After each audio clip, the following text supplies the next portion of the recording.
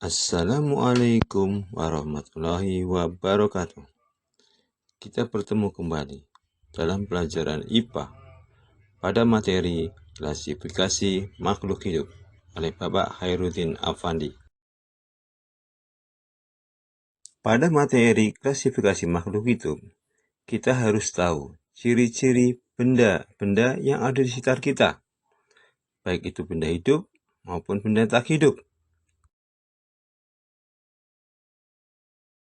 Benda hidup adalah benda yang dapat bernafas, bergerak, berkembang biak, peka terhadap terangsang. Contohnya manusia, hewan, tumbuhan.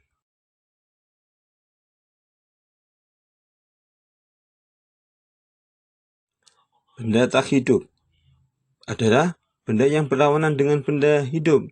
Dia tidak bernafas, dia tidak berkembang biak, dia tetap dan dia tidak peka terhadap terangsang.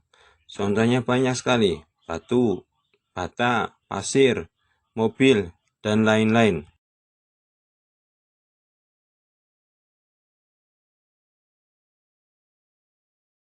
Kita akan membahas ciri-ciri makhluk hidup. Yang pertama, bergerak. Makhluk hidup itu bergerak dari kiri ke kanan, dari samping ke depan. Ya, yang kedua, peka terhadap rangsang. Misalnya yaitu rangsang panas, dingin, sentuhan, kasar, halus. Yang ketiga, bernafas.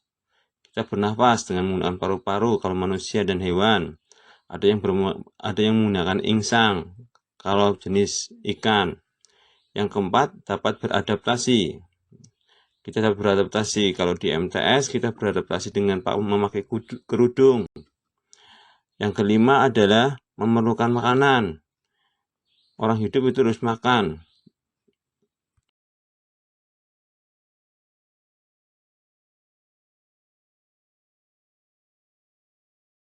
Yang keenam, mengeluarkan zat sisa. Manusia mengeluarkan zat sisa, mengeluarkan kotoran, mengeluarkan urin. Yang ketujuh, berkembang biak. Setiap makhluk hidup pasti akan menginginkan berkembang biak, mendapatkan seorang anak. Yang kedelapan, tumbuh dan berkembang. Baik manusia, hewan maupun tumbuhan pasti dari mulai kecil hingga dewasa. Yang 10 yaitu memiliki bahan genetik. Setiap manusia, hewan maupun tumbuhan memiliki unsur-unsur genetik yang berbeda-beda. Pada slide ini kita akan membahas pengklasifikasikan makhluk hidup. 1. Klasifikasi dikotom dan kunci determinasi. Klasifikasi dikotom. Makhluk hidup dikelompokkan dalam kelompok-kelompok berdasarkan persamaan ciri yang dimiliki. Makin ke bawah, persamaan yang dimiliki anggota di dalam tingkat klasifikasi makin banyak, sehingga perbedaannya semakin sedikit. Itu yang dinamakan takson. Ya. Pada tabel ini, kita akan membahas urutan takson pada makhluk hidup untuk bahasa Indonesia. Yang pertama, dunia. Yang kedua, divisi atau filum. Yang ketiga, kelas. Yang keempat, bangsa. Yang kelima, suku. Yang keenam, marga. Dan yang ketujuh, jenis. Contoh soal. Buatlah urutan takson untuk tumbuhan cempaka. Yang pertama, kingdom, plantae. Filumnya Spermatophyta. Kelasnya Magnoliophyta. Ordonya Magnoliales. Familinya Magnoliensis. Jenisnya Michael. Spesiesnya Michaeli campaka.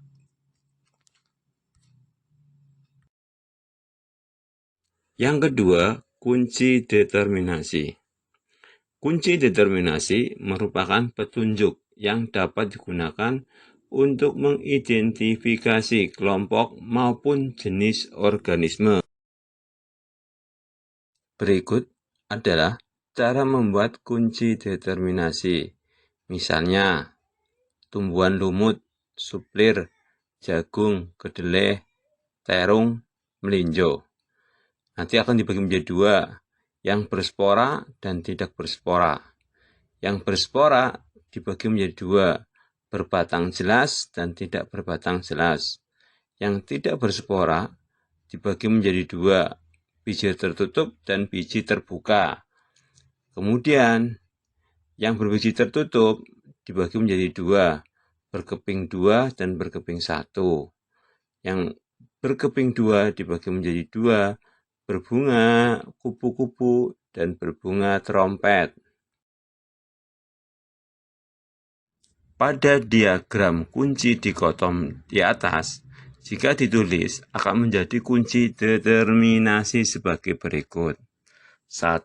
Tadi 1A tumbuhan berspora, 1B tumbuhan tidak berspora, 2A tumbuhan berbatang jelas, 2B tumbuhan yang tidak berbatang jelas, 3A berbiji tertutup, 3B berbiji terbuka, 4A biji berkeping 2 dan 4B biji berkeping 1, 5A berbunga kupu-kupu dan 5B berbunga trompet.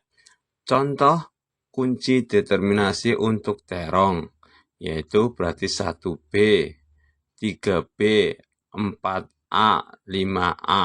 Terong itu 1B, tumbuhan yang tidak berspora, 3B, berbiji terbuka, 4A, biji berkeping 2, dan 5B, berbunga trompet. Manfaat klasifikasi makhluk hidup.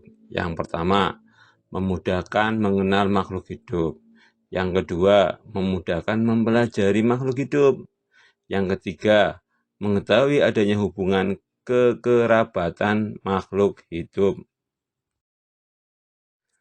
Terima kasih atas perhatiannya dan mohon maaf sebesar-besarnya. Serta jaga kesehatan dan tetap semangat. Amin. Wassalamualaikum warahmatullahi wabarakatuh.